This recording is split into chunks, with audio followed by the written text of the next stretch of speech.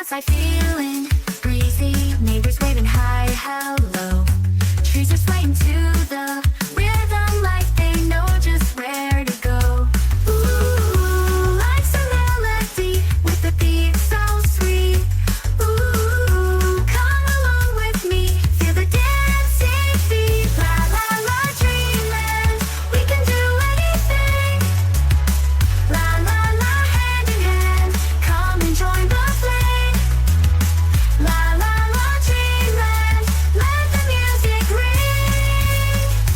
Sun is setting, painting colors, golden light on all we see.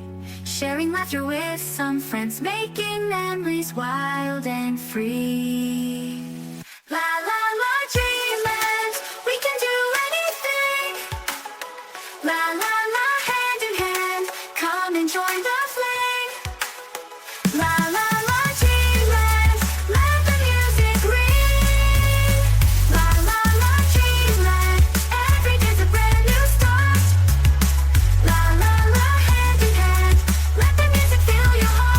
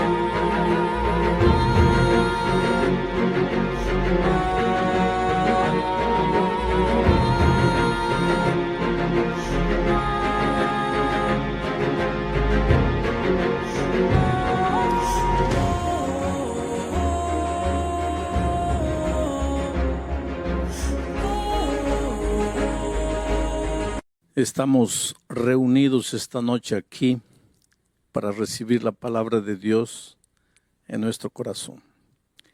Bienvenidos a las miles de personas que a través de la televisión, de la radio, del internet están recibiendo también la palabra en su corazón. Estamos estudiando todos estos días temas relacionados con la vida, con la muerte, con la salvación, con el santuario. Antes de abrir el texto bíblico para esta noche, quiero decir que el poder transformador de la palabra de Dios es extraordinario. No importa la situación en que te encuentras, no importa cómo está tu familia, o si tienes un hijo destruyéndose por los vicios, si tu vida financiera está mal, si tu vida espiritual está pésima, te sientes un cadáver espiritual. El poder transformador de la palabra de Dios es extraordinario. Y esta noche entra al tanque del bautismo Marta, porque ella quiere nacer de nuevo. Cuando esta noche, antes de entrar aquí, yo hablaba con ella y le decía que hoy día Dios recogía de sus manos la hoja llena de garabatos que ella escribió y le daba una hoja en blanco para escribir una nueva historia. Yo vi emoción en sus ojos. Este privilegio de nacer de nuevo es una cosa que no se puede describir con palabras. Yo me bauticé con 13 años de edad. Hasta hoy recuerdo la emoción que sentí cuando salí del agua del bautismo. Toda tu vida queda para atrás, tu vida pasada, tus pecados son perdonados. Mañana o pasado mañana vamos a estudiar el asunto del bautismo más detenidamente. Pero esta noche vamos a ver la entrega de Marta al Señor Jesucristo. Marta, tú no podemos decir que has sido una gran pecadora que estaba ahí en el fango del pecado, nada de eso. Pero tu vida era vacía. Buscabas un sentido para tu vida y lo has encontrado en Cristo Jesús. Conforme a la promesa bíblica, para que todos tus pecados pasados sean perdonados, para que nazcas a una vida nueva a través del agua. El pastor regalado, como ministro del Evangelio, por mandato bíblico, te bautiza en nombre del Padre, del Hijo y del Espíritu Santo. Amén.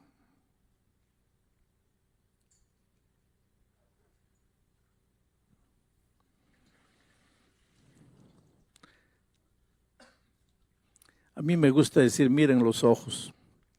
Cuando las personas salen de las aguas del bautismo, hay un brillo de esperanza. Las cosas viejas pasaron, he aquí todo ha sido hecho de nuevo. Si uno de ustedes todavía no ha pasado por la experiencia del bautismo, pues nunca van a entender. Porque para entender hay que vivir, el salir del agua y abrir las alas y volar por el azul infinito del cielo que Dios tiene preparado para nosotros. Que Dios bendiga a Marta. Vamos a entrar al mensaje de esta noche. Voy a hacer una pequeña revisión para que ustedes entiendan. El mensaje de esta noche no es fácil de ser entendido. Hay mucho cristiano que lee la Biblia y no logra entender. Esta semana toda estamos diciendo que Jesús es la vida. Él es la vida. La vida no es un periodo de tiempo que respiramos, nos movemos, caminamos, andamos. No. La vida es una persona. La vida es el Señor Jesucristo. Aliás, es interesante esto. Mira, ¿qué es la salvación? La salvación no es una doctrina. La salvación es una persona. Cuando Jesucristo entró a la casa de Zaqueo, Él dijo, hoy ha entrado la salvación a esta casa. Jesús es la salvación. Si quieres ser salvo, no tienes que tratar de hacer nada. Si quieres ser salvo, tienes que vivir en comunión con la persona salvación y ya estás salvo porque Él es la salvación. Si quieres disfrutar de vida plena y si Jesús es la vida, pues no te separes de Jesús y vivirás la vida con sentido, la vida exuberante, la vida plena. ¿Qué es la justicia? Jesucristo o el profeta Jeremías, hablando de la venida del Mesías, dijo que en los días del Mesías Judá sería salvo, Israel estaría seguro, y este será el nombre por el cual lo llamarán Señor, justicia nuestra. Jesús es la justicia. ¿Quieres ser un hombre justo? Pues ve a Jesús, vive una vida de compañerismo con Jesucristo. ¿Qué es la verdad? Se filosofa tanto en la verdad. La verdad es relativa, la verdad es absoluta, que cada uno tiene su verdad. Ahora viene Jesucristo y dice, yo soy la verdad. ¿Quieres encontrar la verdad? Porque te digo una cosa, la verdad es cristalina, la verdad es limpia, pero la verdad es sana. La mentira engaña. Andar en la mentira es andar en la penumbra. Te tropiezas, te caes, sufres. Entrar a la verdad no es fácil, porque la verdad no te dice lo que tienes, lo que te gusta escuchar, lo que quieres oír. La verdad te dice la verdad. La verdad es como un espejo, no te esconde la realidad. Yo quisiera tener cabello, pero cuando voy al espejo, el espejo me dice la verdad. La verdad. Hay mucha gente que no se quiere confrontar con la palabra de Dios porque tiene miedo de la verdad. Y sin embargo, ¿de qué vale que yo me ponga peluca, que ande disfrazando, que parezco que tengo cabello? La realidad es mía. Tengo que aprender a ser feliz con mi realidad. Bueno, ¿qué es la verdad? La verdad es Cristo. Yo soy la verdad, dijo Él. ¿Quieres andar en la verdad? Pues anda con Cristo. Él dijo, yo soy el camino. Hay gente que me dice, pastor, yo no sé cómo salvar mi matrimonio. Pastor, yo no sé cómo educar a mis hijos. Pastor, yo no sé cómo pagar mis deudas. ¿No sabes cómo? Entonces necesitas encontrar el camino. Porque si no sabes cómo, estás perdido. Y si estás perdido, no has encontrado el camino. Y Jesús es el camino. Ve a Jesús, vive con Él, no te separes de Él. Tú te das cuenta que la vida cristiana toda es comunión con Cristo. Es por eso que el centro de la experiencia cristiana es Jesucristo. No es tu ropa, no es la música, no es la comida, no es el cabello, no es el sábado, no es el diezmo. Todo eso tiene su importancia y tiene su lugar en la vida cristiana, pero el centro del cristianismo es Cristo. Por eso el cristianismo se llama cristianismo. El centro de la vida del cristiano no es la iglesia, porque si fuera la iglesia, el cristianismo tendría que cambiar de nombre, tendría que llamarse iglesismo, pero se llama cristianismo porque Jesús es el centro de la vida cristiana. Y entonces, ¿por qué vamos a la iglesia? Porque Jesús dice que Él es la cabeza y la iglesia es su cuerpo. Y si yo quiero estar con Cristo, tengo que estar en su iglesia, porque simboliza el cuerpo de Cristo. Y si yo amo a Jesús, amo la cabeza y amo el cuerpo. No puedo separar ambas cosas. Bueno, vamos a entrar al tema de esta noche. Aquí está Jesús, Él es la vida. Si Jesús es la vida y yo me separo, entro al territorio de la muerte. No es una muerte instantánea, ya lo dije, es una muerte lenta, paulatina. Ojalá que fuera instantánea, porque si fuera una muerte instantánea, pues me separo de Jesús y muero. Y se acabó, ya no hay dolor, ya no hay sufrimiento, porque los muertos nada saben. El asunto es que esta muerte no es instantánea, es un morir muriendo en gerundio. Desde el momento que me separo de Jesús, empiezo a morir. Muere mi familia, mi vida financiera, mi vida profesional, mi vida personal, mueren mis valores, mis virtudes. Y finalmente mueren las ganas de vivir y no quiero vivir más. Ahora un día me encuentro aquí desesperado, todo anda mal en mi vida, tengo ganas de matarme. Y yo pregunto, ¿hay solución? Claro que hay solución. ¿Y cuál sería la solución lógica? Pues volver al Señor Jesucristo. Solo que ahí, cuando estoy volviendo al Señor Jesucristo, aparece el enemigo y dice, no. La palabra de Dios, porque el diablo usa la palabra de Dios cuando le conviene. Ojalá que usara la palabra de Dios completa. No, él agarra lo que le conviene. Entonces dice, la palabra de Dios dice, la paga del pecado es la muerte. Y este pecó, por lo tanto tiene que morir. Tiene que morir. Entonces aparece la figura maravillosa de Jesucristo y dice, no, él merece morir porque Él se fue, voluntariamente se fue, entró al territorio de la muerte, merece morir, pero yo voy a morir en su lugar. Y Él ya no necesita morir, porque Él va a transferir todos sus pecados para mí y yo voy a ir a la cruz del Calvario llevando los pecados de Él. Él está libre, ya sin pecado, porque ya pasó todos los pecados para mí y yo voy a morir en la cruz del Calvario. Solo que este concepto teórico es difícil de entender por el ser humano. Por eso Dios le dio a Israel la orden, hágame un santuario. Y lo que sucede en ese santuario es la explicación práctica de cómo funciona la salvación. Y entonces anoche dijimos que en Israel, en el santuario de Israel, cuando un pecador reconocía que había pecado y reconocía que tenía que morir por causa de su pecado, agarraba un corderito inocente e iba al santuario, a la presencia del sacerdote, y colocaba el santuario en el altar, colocaba el corderito en el altar y levantaba el cuchillo. Pero antes de eso, antes de levantar el cuchillo, colocaba la mano en el corderito y transfería todos sus pecados para el corderito. Porque si hubo pecado, tiene que haber muerte. Él no quería morir, alguien tenía que morir. En nuestro caso, quien muere es Cristo. Pero para que los seres humanos entendieran de manera vívida eso, existía el sistema de sacrificios.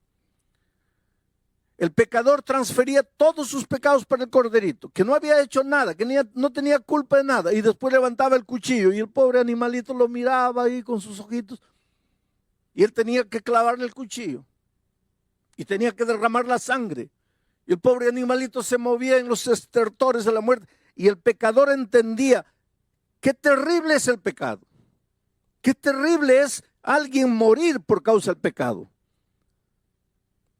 Pero en el plan de la salvación, el pecador no necesita morir, puede transferir su pecado a otro. En Israel, al Cordero.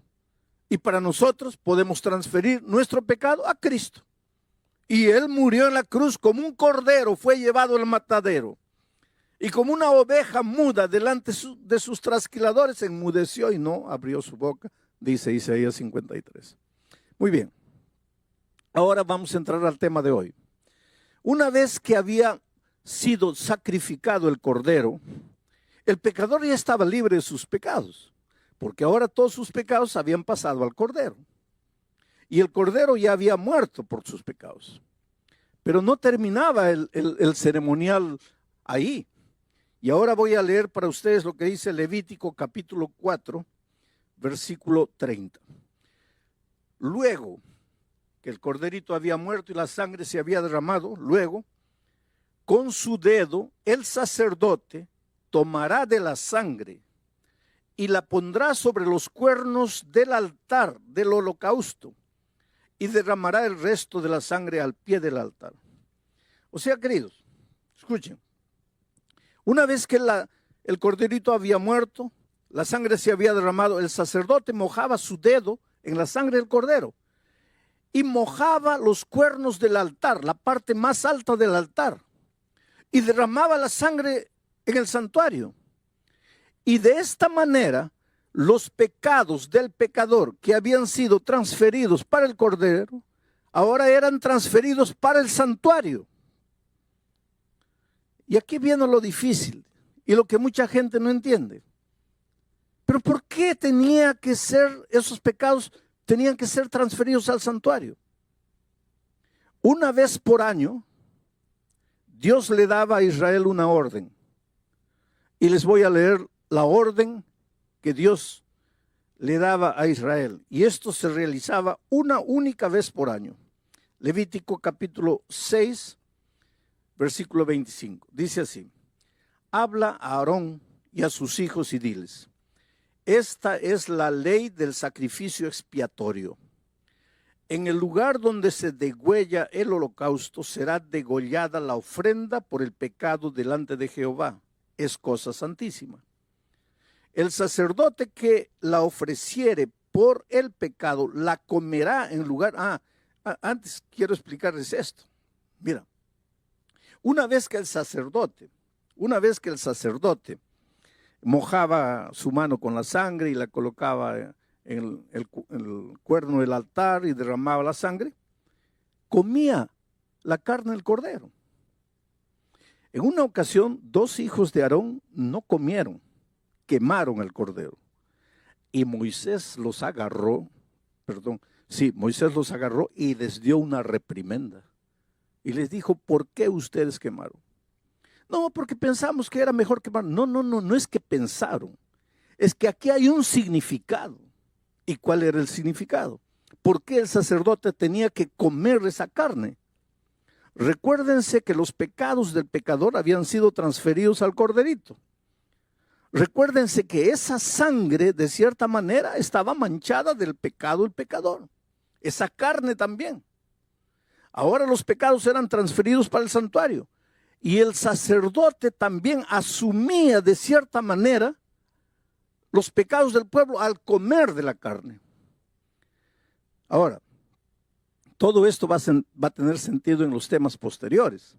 Pero una vez por año, ya les estaba diciendo, una vez por año, miren lo que sucedía. Así purificará el santuario a causa de sus impurezas de los hijos de Israel, de sus rebeliones y de todos sus pecados. De la misma manera hará también el tabernáculo de reunión, en el cual reside entre ellos en medio de sus impurezas. Una vez por año tenían que purificar el santuario. ¿Qué día y cómo se hacía esto? En el versículo 29 dice: en el mes séptimo, a los 10 días del mes afligiréis vuestras almas y ninguna obra haréis, ni el natural ni el extranjero que mora entre vosotros, porque en ese día se hará expiación por vosotros y seréis limpios de todos vuestros pecados delante de Jehová. Muy bien, ahora voy a tratar de explicarles este asunto. Miren, cuando el pecador transfería sus pecados al Cordero, él se iba libre. Ya no tenía pecado, porque su pecado había pasado para él. Ya no necesitaba morir él, porque el corderito moría en su lugar. Pero a través de la sangre del Cordero, los pecados eran transferidos para el santuario. Los pecados no se evaporaban. No es porque él dijo, perdón, ya se hicieron humo.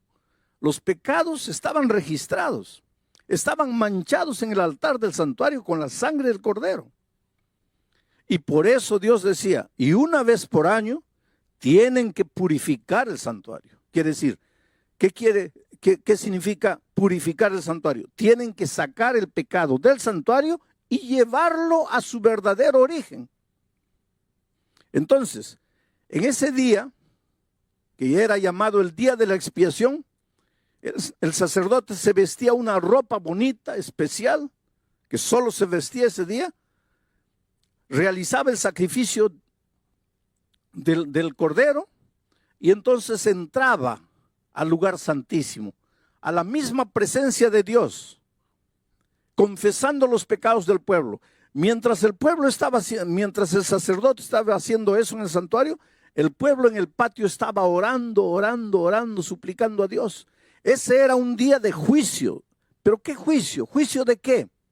Dios desde el cielo estaba viendo, ¿quién cree que este Cordero de verdad murió por sus pecados? Porque una cosa es creer con la boca y otra cosa es creer con el ser entero. Por eso ese día era un día de investigación. Dios quería saber quién de entre el pueblo realmente creía que ese Cordero había muerto en su lugar. Mientras eso, el sacerdote en el lugar santísimo estaba haciendo todo el ceremonial. Pero sucedía otra cosa. Ese día se traían 2 machos cabríos, cabra macho, 2 machos cabríos, se traían al santuario. Ahora miren, todo esto está escrito ahí, cuando ustedes tengan tiempo lean.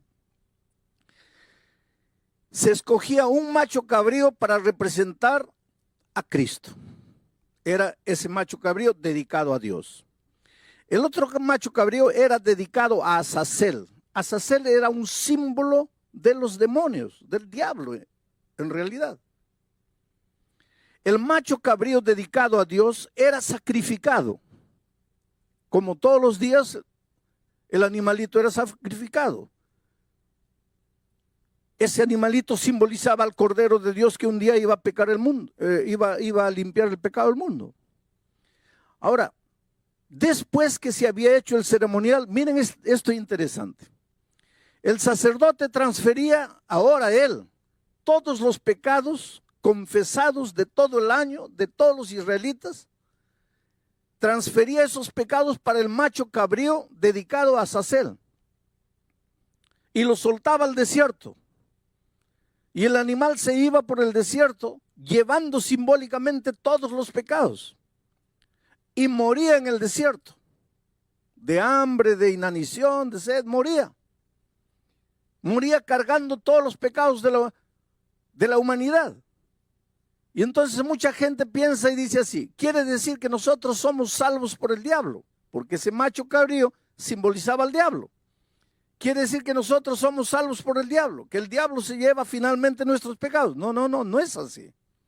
Somos salvos por el sacrificio del Cordero de Dios que quita el pecado del mundo. Y entonces, ¿por qué el macho cabrío dedicado a Azazel se llevaba los pecados? Porque aunque los pecados ya fueron perdonados para el ser humano, hay un verdadero autor de todos los pecados. El que inventó el pecado, el padre de los pecadores, el que llevó a la humanidad toda a caer en el pecado, el que engañó a Adán y Eva, el que te engaña todos los días, el que quiere destruir tu vida, y ese es el diablo. Y finalmente, aunque Cristo nos salva por su gracia maravillosa, por el sacrificio del Cordero, el diablo tiene que asumir la responsabilidad final del origen del pecado. Y es por eso que ese macho cabrío era llevado y llevaba cargando simbólicamente los pecados confesados de todo el pueblo. No para hacer expiación por el pueblo, porque quien hacía expiación era el Cordero de Dios. Él llevaba porque finalmente era el responsable del origen de todos los pecados. Ahora yo sé que todo esto es un poco complicado, pero es lo que la Biblia dice y yo tengo que explicarlo de la mejor manera, de la manera más... Miren que yo estoy saliendo de las complicaciones para tratar de explicarles de la manera más simple. Pero lo que realmente me importa esta noche es que tú eres precioso a los ojos de Dios. Es que Dios te ama y te voy a contar una historia de la vida real para ver cómo es el amor redentor de Dios y para mostrar que si un día te pierdes, va a ser únicamente porque quieres perderte, no porque caíste, porque caer todo el mundo puede caer, sino porque no creíste en el amor de Dios y en el poder transformador de Dios. Antonio era un muchacho de 14 años. Nunca conoció a su padre. Tenía un hermanito de 10 años, hijo del mismo padre. La madre, en su afán de poder educar a los hijos, de poder ayudar, se casó con un hombre perverso, un hombre malo, un alcohólico, que no trabajaba, solo bebía, golpeaba a la madre. La pobre madre trabajaba lavando ropa, salía de día, de mañana, volvía en la tarde cansada, trayendo el dinero que había trabajado y el hombre la golpeaba, le quitaba el dinero, se iba a beber. Era una vida de miseria y en ese ambiente Antonio fue creciendo, ya tenía 14 años. Hay una cosa interesante, queridos, los hijos crecen. Y eso es una cosa que nosotros tenemos que colocar en la cabeza. Los hijos crecen. El otro día yo estaba viendo una pareja que había sido invitada a un matrimonio de estrellas de televisión y la pareja quería ir, habían sido invitados, pero tenían una pequeñita de 2 años y no tenían con quién dejar a la niña. Y la señora estaba molesta y en un arranque de ira dice, ay, pero ¿cuándo crecerá esta niña? Y yo pensaba en mi corazón, ojalá que nunca creciera. Ojalá que se quedara con 2 años para el resto de la vida. Porque ¿qué trabajo te da una niña de 2 años? Que hay que cambiarle los pañales, que hay que acostarla, que hay que darle la comida. Ese es trabajo. Espera que tengan 14 años para que tú veas lo que es trabajo. Esperan que tenga 15 años para que veas lo que es dolor, lo que es sufrimiento. Y ahí te vas a agarrar la cabeza y decir, ay, ¿por qué creció esta niña? ¿Por qué no se quedó con 2 años? Bueno, este muchachito creció, ya tenía 14 años. Desde pequeñito vio a su madre ser golpeada por aquel hombre que no era su padre. Vio a su madre ser abusada y fue creciendo con odio en su corazón hacia el padrastro. Y un día el hombre llegó, golpeó a la madre, le quitó el dinero, se fue a beber, volvió completamente ebrio, se acostó en el sofá, estaba durmiendo. Y este muchacho pensó así, lo voy a matar, lo voy a matar. Y fue y agarró un palo enorme y vino, aprovechando que estaba durmiendo, y él pensó así, pero tengo que darle un golpe, porque si en el primer golpe no lo mato, él se levanta y me mata a mí. Y agarró con toda la fuerza y golpeó, pero pues le falló el tiro.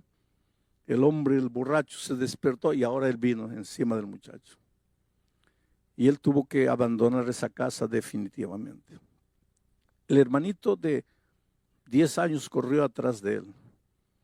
Y allá en la esquina de la casa le dice, ¿ahora qué vas a hacer? Y el muchacho de 14 años, el hermano mayor, le dice, mira, me voy, porque este tipo me va a matar.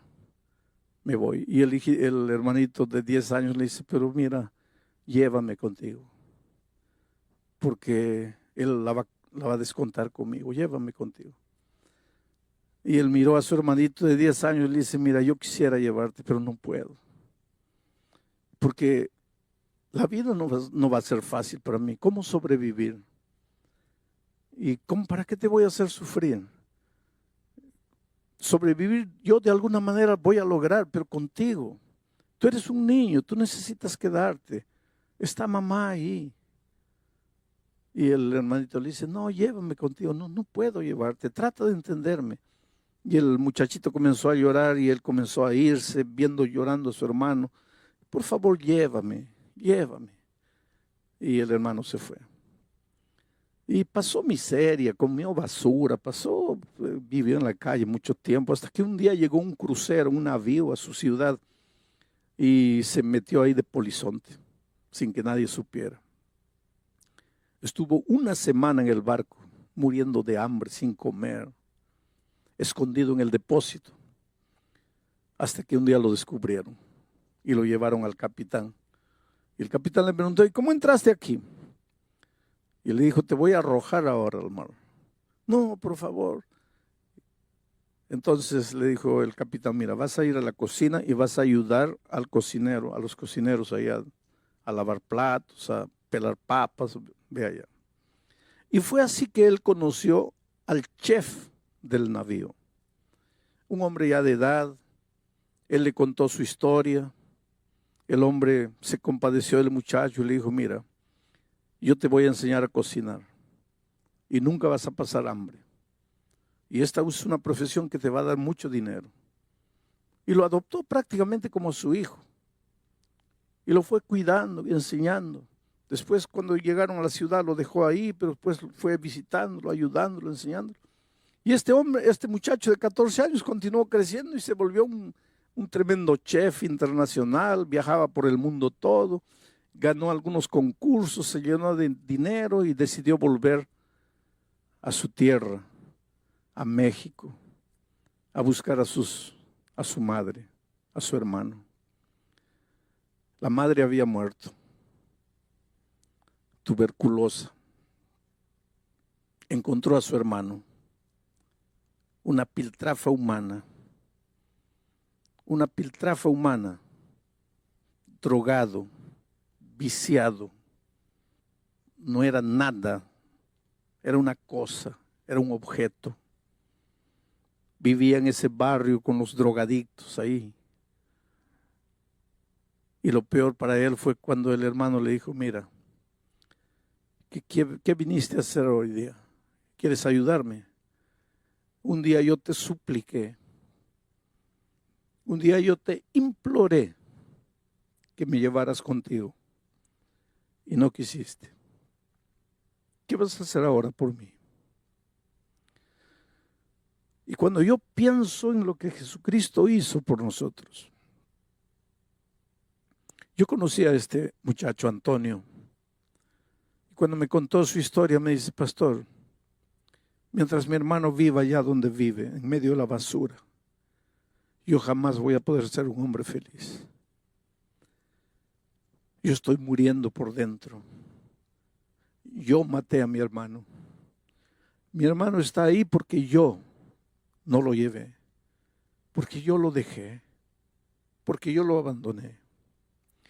Pero queridos, si un día uno de ustedes se pierde, si un día tú te pierdes, por favor, jamás digas que Jesús te abandonó, porque Él sí dejó todo allá en el reino de los cielos y vino a buscarte.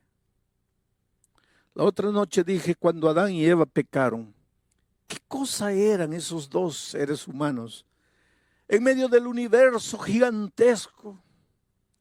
Millones y millones de seres no caídos, de ángeles fieles. ¿Qué cosa era Adán y Eva? Dios podría abandonarlos, dejarlos ahí para siempre, perdidos. Hubieran muerto y se acabó esa raza rebelde. Dios podría haber creado otros mundos, otros hijos mejores. Pero Él dejó todo en el reino de los cielos y vino a esta tierra.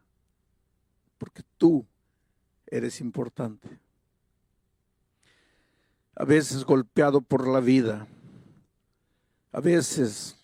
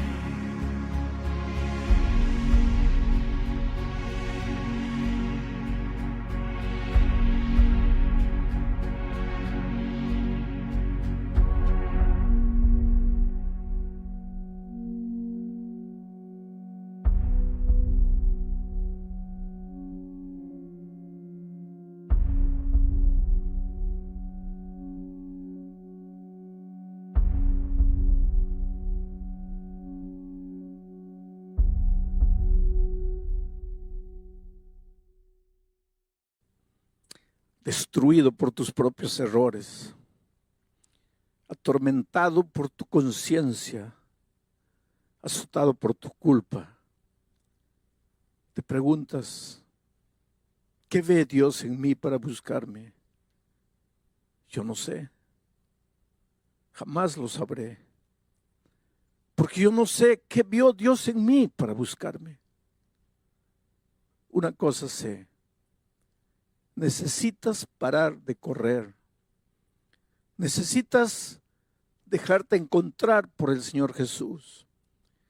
Necesitas confiar menos en tus fuerzas y más en el amor maravilloso de Jesucristo. Estás inmerso en un mundo materialista, en un mundo consumista, en un mundo humanista que te enseña, saca la energía interior, saca la vibra. ¿Qué energía interior? Dentro de ti solo hay un pozo de frustración, de fracaso. Levanta tus ojos al cielo, clama a Dios, ríndete, entrégate, sométete al poder divino. Dile, Señor Jesucristo, he intentado todo, he luchado solo, estoy cansado, estoy herido, no puedo más. Déjate encontrar por el Señor Jesucristo. Él ya vino a la tierra, Él asumió tu culpa, Él cargó tus pecados, Él murió en la cruz del Calvario por ti. Él fue despreciado, rechazado, azotado, Él sangró. A Él lo insultaron para que a ti nadie te rechace. Las puertas se abrieron. Bienvenido a la familia de Dios. Pero tienes que venir con tus propias piernas. Tienes que querer. Dios no te puede arrastrar. Por eso la Biblia dice, hoy es el día de buena nueva. Hoy es el día de salvación. Allí donde estás, entrégate al Señor Jesucristo. Ríndete. Deja de correr solo, deja de luchar solo. Dale a Dios la oportunidad de hacer por ti lo que tú no puedes. Pero te voy a leer un texto más para terminar el mensaje de esta noche. ¿Qué tiene que ver la historia del sacrificio? ¿Qué tiene que ver el ceremonial de la expiación? ¿Qué tiene que ver lo que el sacerdote hacía en el día de la expiación? ¿Qué tiene que ver la purificación del santuario con nosotros?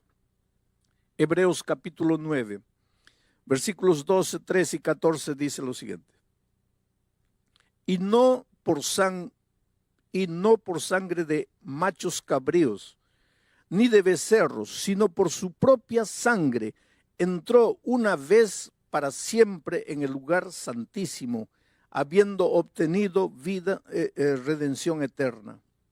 Porque si la sangre de los toros y de los machos cabríos y las cenizas de la becerra, rociadas a los inmundos, santifican para la purificación de la carne, cuanto más la sangre de Cristo, el cual mediante el Espíritu eterno se ofreció a sí mismo sin mancha a Dios, cuanto más limpiará vuestras conciencias de obras muertas para que sirváis al Dios vivo. Obras muertas. Oh querido, todos esos animalitos que eran sacrificados en el tiempo de Israel simbolizaban al Señor Jesucristo.